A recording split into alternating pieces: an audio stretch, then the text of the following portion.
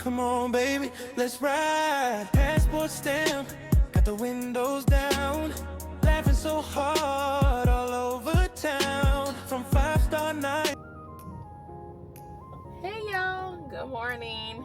Come with me today to go wash my car. My car is really dusty. It was sitting in the garage and we were doing some things around the garage and some woodwork. So car is really dusty. So the interior is not too bad, but I'm gonna vacuum that out too. Even though I just got my nails done, super cute.